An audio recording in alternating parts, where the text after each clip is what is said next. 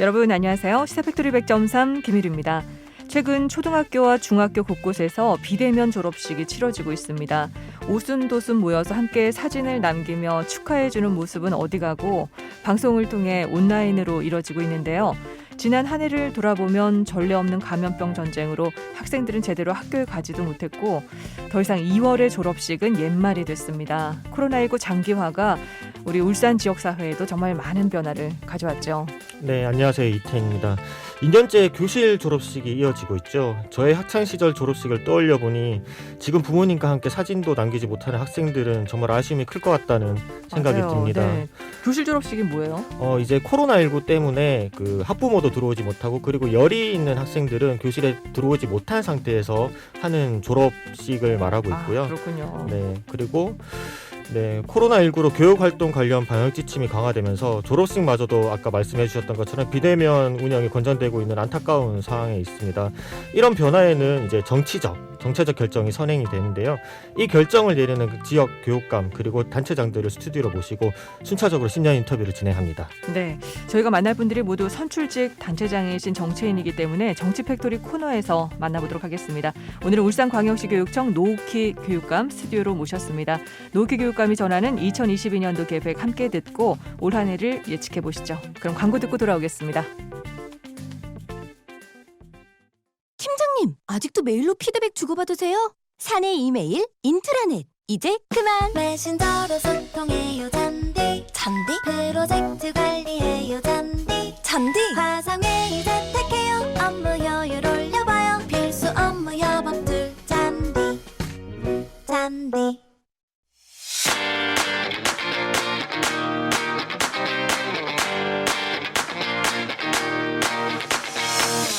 정치적 책임을 묻는다. 시사 팩토리 100.3 정치 코너. 정치 팩토리.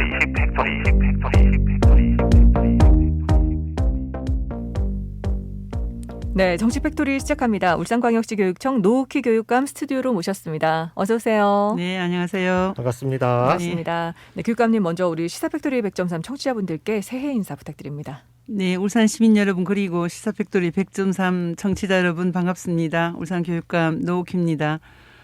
코로나로 어려운 상황에서도 저희 울산 교육을 아껴주시고 더 많은 지지 보내주신 점 이 자리를 빌려 감사하다는 말씀 드리겠습니다.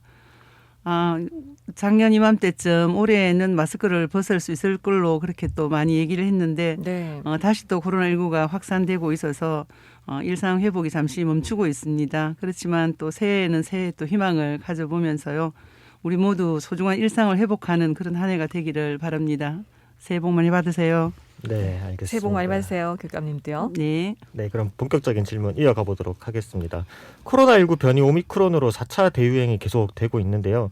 이와 관련해서 새해 학사 운영 방침은 어떻게 되는지 궁금하거든요. 네, 지금 겨울 방학에 들어간 학교도 있고 또 그렇지 않은 학교도 있는데 네. 최근 들어서 이제 오미크론부터 비롯해서 코로나19 재확산이 되고 있어서 걱정들이 아마 많으실 텐데요. 올해 학사 운영의 대원칙은 거리두기 단계별 학교 밀집도와 또 방역 수칙을 철저히 준수하면서 등교 수업을 유지하는 것입니다. 원격 수업을 그동안 해봤었는데요. 네. 그래서 그동안 역량이나 이런 건 좀 많이 축적되어서 수업을 하는 데는 큰 문제가 없지만 학교가 문을 닫았을 때 우리가 아마 기억할 겁니다. 아이들 그 학습 결손은 물론이고 정서 심리적인 그런 문제 또 교우관계 단절로 인한 여러 가지 정서적인 문제도 많았고 그렇죠. 네. 또 급식을 안 하면서 생기는 또 건강 문제 이런 공백들이 너무 컸기 때문에 가능하면 문을 열어야 된다는 그런 생각을 하게 되었고 그래서 최악의 경우를 하면 지역 전체가 막 감염된다든지 이런 게 되겠죠. 최악의 경우 아니면 등교 수업을 유지하는 방향을 잡고 있습니다. 네. 그리고 또 어쩔 수 없이 비대면 수업을 하더라도 그동안 축적된 그런 경험을 바탕으로 해서 온라인을 활용한 쌍방향 수업을 내실 있게 운영하고 특히 이제 코로나 상황에서도 체험학습이나 수학여행 같은 그런 활동들을 네. 좀 다른 형태로 바꾸어서 진행할 그런 계획을 갖고 있습니다. 그래서 올해 새 학기에 안정적으로 이제 전면 등교를 이어갈 수 있도록 또 그리고 교육 회복을 해나갈 수 있도록 하기 위해서는 백신 접종이 좀 중요하다고 생각이 들고 그래서 방학 동안 학부모님들께 좀 부탁드리고 싶은 겁니다. 그래서 백신 접종도 좀 해주시고 또 백신 접종이 아닌 연령대가 있습니다. 그 아이들은 또 방역 수칙을 철저히 좀 지킬 수 있도록 가정에서 많이 협조해 주시면 고맙겠습니다. 네, 제가 최근에 이제 들었던 얘기가 교육감님과 다양한 인터뷰를 진행하다 보니 그 내용에서 너무 교육감님을 편애하는 거 아니냐는 많은 얘기를 들었습니다. 그래서 저는 오늘 조금 더 깐죽거리는 질문을 조금 드려보도록 하겠습니다. 네. 그 학부모들 사이에서 자녀들의 코로나 백신 접종률을 놓고 그 교육감이 강요 아닌 강요를 했다는 목소리가 나오고 있더라고요. 코로나 부작용에 대한 우려뿐만 아니라 학생들의 자주적 백신 선택권이 좀 침해받았기 때문이라고 보여지는데 그렇죠. 고등학교 2학년이 제출한 방역 패스 반대가 국민청원에서 단시간에 막 수십만 명이 돌파를 했잖아요. 학부모 단체들 중에서는 뭐 행정소송을 진행하기도 하고 그래서 코로나19로 죽은 학생은 한 명도 없는데 백신으로 사망한 또 학생이 있었잖아요. 그래서 뭐 교육감님께서 이런 책임을 좀 져야 되지 않나. 만약에 문제가 생기면 민영사상의 책임을 져야 되나? 져라. 뭐 이런 이야기도 있잖아요. 네, 얼마 전에 그 학부모 단체에서 기자회견도 했습니다. 네. 기자회견도 했는데 사실 이제 백신 접종을 강요한다기보다는 권고를 일단 했고요. 네. 그 방역 패스하고는 조금 또 다른 성질 같습니다. 왜냐하면 지금 고등학교는 백신을 많이 접종했기 때문에 확진자가 한 명도 없을 정도로 거의 없고 중학생들도 거의 없습니다. 그런데 이제 초등학교 유치원에 이제 확진자가 늘어나고 있고 네. 그래서 그 학생들이 확진이 되고 나면 또 격리해서 여러 가지 또 심리적인 아까 말씀드렸던 그런 문제도 있고 또 그 학생들이 또 많이 움직이기 때문에 그 학생들을 위한 또 확산 문제도 있고 이러기 때문에 사실 백신 접종에 대한 사실 학부모들 우려를 뭐 모르는 바가 아니고 걱정은 되지만 질병청의 그런 또 여러 가지 정보나 이런 것도 정확하게 공개를 하고 있고 이러고 울산 같은 경우는 한 명도 아직까지 그런 뭐 부작용이나 이게 저희들한테 접수된 바도 없습니다. 그래서 백신이 이제 뭐 상당히 저는 믿을 수 있다고 생각을 하고 있기 때문에 강제라기보다는 권장을 하고 있는 형편이고요. 또 본인은 물론이고 또 친구들을 위해서도 백신 접종을 하는 게 좋지 않겠냐 하는 뜻에서 그렇게 하고 있습니다. 네. 그럼 민영사상의 책임을 지겠다는 말씀이신가요? 이거 어떻게 해야 되나? 네. 민영사상 책임 같은 경우는 이제 저희들은 어쨌든 기본적인 건 질병청의 거기에 따르기 때문에 네. 이게 민영사상이 아니라 그 백신으로 인한 부작용에 대한 보상이나 이런 부분들 이미 어떻게 하겠다고 얘기를 하고 있지 않습니까? 네. 그런 부분에 대해서는 책임을 져야죠, 사실은. 예. 그렇군요. 새 교육청 내에 또 다른 계획이 있으신가요? 예, 교육청에서는 올해 4대 역점 추진 과제를 정하고 있습니다. 첫 번째가 학생 맞춤형 교육 회복 강화입니다. 그동안 코로나19로 학생들이 많이 힘들었기 때문에 대략 좀 말씀을 드리면 우선 이제 기초학력 안전망을 강화해서 학습 결손을 회복하겠다는 게 제일 우선되는 거고요. 그래서 우리 네. 교육청에서는 그동안 뭐 다양한 사업들을 펼쳐봤는데 그걸 종합적으로 학습 결손을 막기 위한 기초학력을 보장하기 위한 기초학력 지원센터를 올해부터는 구축을 하고요. 네. 그다음에 이제 심리 정서적으로 문제 있는 학생들의 그런 회복을 강화하기 위해서는 학교에 마음 건강 교실이라고 있습니다. 그 마음 건강 교실을 확대하는 거 하고 네. 그다음에 우리 교육청에서 소아 청소년 정신과 의사를 채용해서 학생 건강 정신건강지원센터를 구축을 합니다. 거기는 이제 아까 말씀드렸던 의사를 채용을 하고 임상심리사, 상담사를 두는 그런 정신건강지원센터를 직접 저희들이 이제 운영을 한다는 거고. 네. 그래서 학생 맞춤형 교육 회복 강화하는 게 첫 번째고, 두 번째는 지금 이제 4차 산업혁명을 비롯해서 굉장히 사회가 빠르게 변화하고 있지 않습니까? 네. 거기에 맞추어서 미래 변화에 대응하는 교육 기반을 구축하는 게 두 번째 이제 과제인데요. 그래서 미래형 수업 환경을 구축하는 겁니다. 스마트 기기를 올해 계속 지금 확대하고 있는데 올해만 16,200대를 보급을 하고 그다음 전자칠판을 비롯한 융합형 선진교실을 해서 그 선진교실을 48개 학교 1,440시를 구축을 해서 학생들이 이제 미래형 수업을 할 수 있는 환경을 구축을 하는 겁니다. 그리고 네. 거기에 맞게 디지털 정보 소양을 이제 가져야 되기 때문에 디지털 리터러시 교육을 강화를 하겠다 하는 게 있고요. 네. 그리고 지금은 진학과 저희들 진로를 따로 운영을 하고 있는데 진학하고 진로를 합쳐서 이제 운영을 하고 고교 학점제에 대비해서 진로 교육을 좀 강화할 계획입니다. 그리고 세 번째가 이제 학생 중심 수업 및 학생 자치 활성화인데 이거는 뭐 늘 하는 얘기이기도 하지만 굉장히 중요한 문제이기 때문에 네. 저희들이 또 역점 추진 과제로 꼽고 있습니다. 그리고 학생들이 스스로 자기 삶의 주인이 될 수 있도록 생각하는 힘을 키워주는 그런 교육이라고 할 수 있고 그래서 수업 형태로는 프로젝트 수업을 들고 있습니다. 그래서 1학교 1프로젝트 수업을 계속 해왔는데 좀 더 강화를 하고 네. 그다음 이런 수업을 이끌어가려고 그러면 교사들도 역량이 따라줘야 되기 때문에 그렇죠. 예, 그래서 교사들에게 퍼실리테이션 또 코칭 역량, 토론을 잘 이끌 수 있는 그런 역량을 키우는 연수를 강화하겠다 하는 거고요. 그리고 네. 학생들의 학생 자치 활동을 강화하는 겁니다. 그리고 네 번째는 지구를 살리는 생태 환경 교육 대전환은 작년에 이어서 올해도 이제 역점 추진 과제로 네. 잡고 있습니다. 그래서 학생이 이제 생태 환경 교육은 학생들 중심이 돼야 된다고 늘 생각하고 있습니다. 그래서 생태 환경 교육 수업을 확산하는 건 물론이고 학생들이 자발적인 동아리를 만들어서 그 동아리 활동을 활성화하겠다는 게 이제 큰 내용 중에 하나고, 네. 그다음 교육 공동체가 참여하는 생태환경 전인의 원탁 토론회를 올해 하겠다는 겁니다. 그래서 그동안 학교에서 실천해왔던 것 또 이렇게 했으면 좋겠다는 그런 제안들을 모으는 1,000명이 모이는 그런 원탁 토론을 하겠다. 학생들이 네. 학생, 학부모, 다 교직원, 같이 모이는. 시민 해가지고 네. 1,000명이면은 100개의 원탁이 만들어지는 거기 때문에 100명의 퍼실테이터들이 이제 그 토론을 이끌게 되니까 네. 이거 자체로서 이제 어마어마한 그런 또 생태환경 교육의 장이 될 거라고 생각하고, 네. 그리고 올 하반기에는 간절곶에 지금 구축하고 있는 기후위기 대응교육센터가 개관을 하게 됩니다.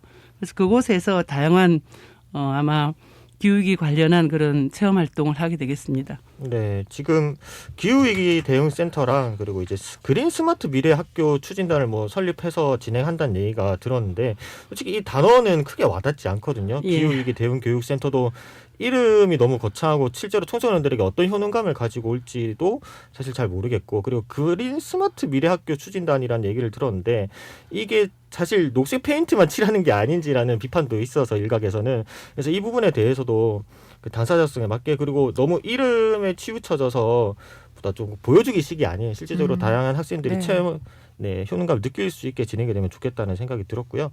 계속해서 질문 이어서 드리면은 지역 여러 언론과의 인터뷰에서 이제 교육복지 안전망 구축을 새해 계획으로도 발표를 했습니다. 구체적으로 어떤 내용인가요? 예, 그동안 이제 교육복지 하면 아마 대부분 뭐 보편적 복지를 많이 생각을 했을 텐데요. 지금은 보편적 복지가 어느 정도 좀 완성 단계에 이르고 있기 때문에 네. 맞춤형 복지를 우선 하고 있습니다. 그래서 복지와 관련해서는 이제 개인별로 필요한 게 다 다르기 때문에 그 네. 개인별로 필요한 걸 부족한 부분을 메꿔주는 거라고 생각하시면 되겠고요. 그래서 그런 역할을 하는 분들이 학교에서는 교육복지사입니다. 그래서 교육복지사가 전 학교에 사실은 다 배치가 돼야 되는데 실제로 네. 그렇게 되고 있지 못하고, 그래서 우리 교육청에서 제가 유원회 장관님 오셨을 때도 전 학교에 교육복지사를 좀 배치해달라 요구를 했었는데 아직은 네. 되고 있지는 않습니다. 그리고 지금 교육복지사가 올해까지 이제 배치된 학교가 30개 학교에 교육복지사가 배치가 됩니다. 가장 네. 어려운 학교 중심으로 해서 배치가 되고, 그럼 배치 안 된 학교는 어떻게 하냐면 네. 강남 강북에 교육복지 안전망 센터를 구축을 해서 교육복지사가 없는 학교를 챙기게 됩니다. 그래서 30개 학교는 교육복지사가 직접 그 학교에서 챙기고, 나머지 학교는 강남에 10분의 복지사, 강북에 10분의 복지사 20분이 교육복지사가 없는 학교를 꼼꼼하게 챙기게 되겠습니다. 그래서 그렇게 해서 학생별로 이제 학습이면 학습, 또 문화, 심리 뭐 여러 가지 다양한 형태로 부족한 부분을 메꿔주게 될 거고요. 그래서 이 교육복지 안전망 센터와 함께 이제 또 그럼에도 불구하고 더 특별히 어려운 학생들이 있습니다. 그런 학생들에게는 어른들하고 이제 제도로서가 아니고 따뜻한 온기를 주는 거거든요. 그게 저희들은 교육복지 이음단이라고 해서 특별히 어려운 학생 1명에 어른 1명을 붙여서, 그 작년에는 저희들이 북구 화봉 지역하고 화봉농소 지역하고 동구의 화정방어 지역을 시범 운영을 했었거든요. 근데 올해는 전 지역으로 확산해서 특별히 어려운 학생들은 또 사람이 1년 내내 직접 이렇게 챙겨주는 그런 교육복지 이음단 제도를 확대를 하고, 그다음에 저희들이 전국 최초로 교육복지 모바일 사이트를 개설했습니다. 울산 행복쌤이라고. 네. 거기 검색을 하면 뭐 상담, 문화, 뭐 와이파이가 어디 되는지부터 시작해서 아동 안전 지킴이, CCTV, 뭐 임시 쉼터, 안심 약국 이런 게 쭉 있는 걸 한꺼번에 모아놓은 거거든요. 그래서 네. 각 기관들, 단체들에서 제공하는 우리 학생들이 꼭 자기가 있는 곳에서 자기가 필요한 그런 도움을 받을 수 있는 그런 사이트를 개설을 해서 우리 아이들에게 급할 때 손 네. 내밀면 언제든지 다가올 수 있는 그런 울산 행복쌤 예, 네. 개통을 해서 그것도 반응은 크게 어때요? 아마 지금 12월에 개통을 했잖아요. 예, 지난 12월에. 아직은 이제 개통한 지 얼마 안 돼서 반응이 네. 아직까지는 뭐 그렇다. 미미하네요. 예, 네, 네. 그렇습니다. 그래도 앞으로 많이 이용을 하면 네, 되겠네요. 이용하고 학생들이. 네. 이제 더 챙겨봐야 되죠. 얼마나 이용하고 또 접근성 있게 그쵸. 있느냐가 중요하지 만든 게 중요한 네. 게 아니고 예. 필요성 네. 있게. 네. 네, 알겠습니다. 지금 임기가 이제 한 5개월 가량 남았는데요. 그간의 아쉬운 점을 하나씩만 꼽는다면 무엇이 있는지 궁금하거든요. 네, 아쉬운 점은 학급당 학생 수가 사실은 몇 명이냐가 교육의 질을 결정하는데 굉장히 중요합니다. 그런데 우리가 울산 같으면 북구 그리고 또 구영 천산 같은 데는 인구가 굉장히 많은데 거기에 따른 학교가 다 지어지지가 않아서 과대 네. 과밀 학교를 저희들이 해소하지 못한 점하고 학급당 학생 수를 20명 이하로 좀 낮춰달라고 국회의원이 이제 입법도 했는데 입법이 이제 안 됐죠, 그게. 그래서 그 부분이 제일 아쉽습니다. 그래서 우리가 할 수 있는 데까지는 하자 해서 학생 수를 네. 낮추기 위해서 초등학교 1학년부터 학급당 학생 수 20명을 올해부터 이제 낮추기로 했고 초등학교 2학년부터는 28명을 27명으로 내려가지고 27명까지 내리는 네. 그런 작업을 일단 했는데 그럼에도 불구하고 큰 학교라든지 과밀 학급이라든지 이걸 해소를 다 못한 게 많이 아쉽습니다. 일각에서는 이런 비판도 있더라고요. 어쨌든 출생률이 줄어들면서 잉여교사 또한 늘어나고 있고 그러면서 이게 참 철밥통이 늘어나는 게 아니냐. 그리고 이들의 철밥통을 좀 법제화해서 보장하려는 게 아니냐라는 비판도 있더라고요.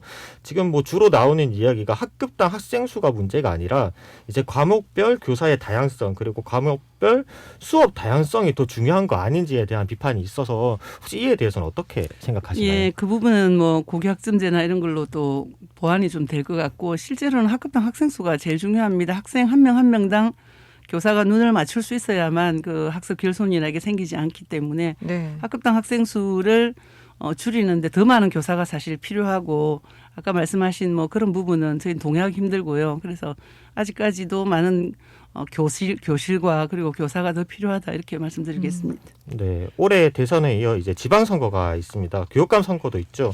이번 선거에서 주목할 부분은 만 18세로 피선거권 연령이 낮아지면서 고3 학생도 투표에 참여하게 될 수 있게 되었습니다. 그 의미에 대해서 혹시 어떻게 생각하시나요? 네, 만 18세로 이제 피선거권이 낮춰졌고 또 16세 정당 가입도 지금 이제 통과가 됐지 않습니까? 네. 그래서 사실 학생들의 이런 참정권이 확대되는 부분에 대해서 동의를 하고요.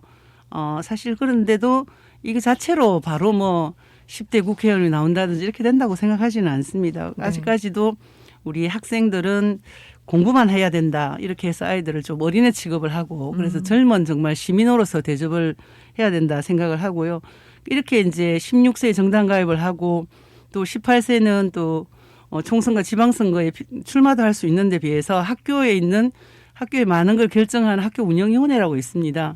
그 학교 운영위원회에는 학생이 법적으로 참가할 권한이 없거든요. 그래서 이렇게 학교 내에서 권한이 제한돼 있고 또 학생 자치 활동이나 이걸 또 제대로 할 수 있는 여건이 주어지지 않은 상태에서 이렇게 이제 제대로 역할을 다 하기가 힘들다 이런 생각이 들고 또 학생을 이제 민주 시민으로 성장시키는 그런 과정들 학교 자치를 해보는 훈련들이 돼야만 이런 권한이 주어졌을 때 뭐 출마도 할 수 있는데 그런 권한이 주어졌다고 해서 바로 되진 않는다. 네. 특히 이제 학생들을 지도해야 될 교사의 문제도 심각한데 교사는 피선거권이 없습니다.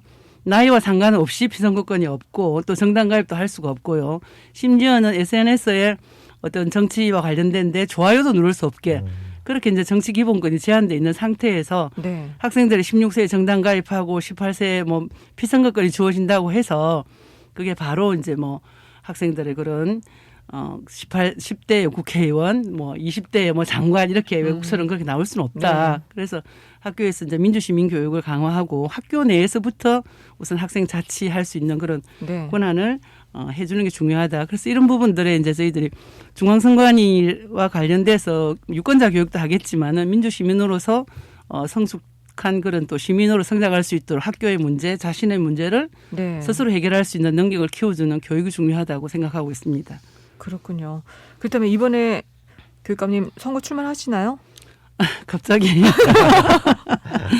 예. 불출마 가능성 열어놓고 계신가? 어떤가요? 아직 뭐 코로나 상황이 아까도 말씀드렸다시피 심각하기도 하고 예. 예, 그래서 새 학기에 어쨌든 학사 운영을 안정적으로 하는 게 중요하다고 생각합니다. 그래서 학생들의 그 안전을 지키면서 일상을 회복하는 데 최선을 다하고 그리고 네. 또 학부모님들, 시민들 평가를 받아서 좀 결정하겠다 이렇게 말씀드리겠습니다. 학부모와 시민의 평가가 좀 더 주요하게 판단될 것 같고 그리고 그 네. 평가가 좋으면은 시장으로서도 가능성이 있지 않을까라는 생각이 들면서 그렇죠. 네, 제 드립이었고요. 네. 유권자 민심과 관련된 질문을 또 추가로 드리려고 해요. 교육감께서는 지난해 봄 이제 제8대 정교조 울산지부장 중등장학관 특별채용 발령에 교총의 지적을 받았습니다. 그리고 그쵸. 이어서 공수처 1호 수사로 조희연 서울시 교육감의 해직교사 특채 건이 주목을 받았죠. 구체적으로 그 내용을 보면 정교조 해직교사 이제 5명이 부당한 방법으로 특별 채용됐다는 혐의입니다. 이런 일련의 사태를 놓고 교총과 같은 보수 단체에서는 정교조와 진보 교육감을 정치적 공생 관계로 묶어 비판을 하고 있는데 이 부분에 대해서 어떻게 생각하시나요? 일단 뭐 제가 정교조 출신 교육감은 맞지만 네. 교육감이 뭐 정교조 교육감 이러지는 않습니다. 당선되는 순간 모두의 교육감이 돼야 된다고 생각하고 있고 또 그렇게 하고 있습니다. 그리고 우선 뭐 서울시 교육감과 관련해서는 좀 저하고는 다른 케이스긴 울산하고는 다른 케이스긴 하지만 저도 사실은 13년간 해직됐다가 특별 채용된 사람이거든요. 네. 그런데 실제로 특채라는 게 부당하게 해직된 사람들을 특별히 채용해주는 그런 제도였는데 그래서 소위 말하면 공개 채용을 하지 않았고요. 네. 저도 공개 채용하지 않고 특별 채용이 됐었거든요. 그런데 2016년에 그게 갑자기 박근혜 정권 하에서 법이 시행령을 바꿔가지고 그것도 네. 그래서 공개 채용, 특별 채용을 공개 채용할 수 있도록 이렇게 하니까 이제 생기는 문제고요. 네. 그래서 울산 같은 경우는 뭐 법적으로나 절차상에 아무런 문제가 없습니다. 사실은 예, 그렇군요. 법적으로는 네. 교육부에 또 유권 해석을 저희들이 다 받았고 절차상으로도 외부 평가 심사위원들을 거쳐서 평가를 했고 그래서 아무런 문제가 없고 작년 3월달에 이루어진 일인데 네. 뒤늦게 그렇게 또 문제 삼는 거는 좀 정치적인 공세가 아닌가 이렇게 생각이 들고요. 네, 알겠습니다. 네, 그래요. 그렇습니다. 그러면 뭐 정교조와 진보 교육감은 정치적 공생 관계로 묶는 건 좀 무리수다. 비판하는데 네. 무리수가 있다. 네, 이렇게 너무 말이 안 되는 네. 얘기입니다. 마무리를 하도록 하겠습니다. 네. 시간이 없어서 새해 개인적으로 소망하시는 일이 있다면은 마지막으로 한 말씀 부탁드립니다. 네, 너무 정말 3년 6개월 정도를 정신없이 달려와가지고 좀 여유를 가지고 새해는 좀 임해야 되겠다 이런 생각을 많이 하게 됩니다. 왜냐하면 여유를 가지고 많은 사람 얘기도 듣고 또 새롭게 변화하는 데 대해서도 집중하면서 이렇게 아이디어를 많이 가져야 되고 또 에너지를 많이 가지고 있어야 좋은 네. 또 정책을 펼 수 있다 생각해서 올해는 좀 여유 있게 네. 한 해를 보내겠다 생각하고 있습니다. 네, 오늘도 좋은 에너지 주셔서 고맙습니다. 오늘 울산광역시 교육청 노옥희 교육감 모시고 올 한 해 계획과 관련해서 얘기 나눠봤습니다. 함께해 주셔서 고맙습니다. 네, 고맙습니다. 감사합니다. 네, 정치 팩토리 여기서 마무리하도록 할게요. 이적의 당연한 것들 노래 띄워드리면서 저희 인사드립니다. 모두 안녕. 안녕.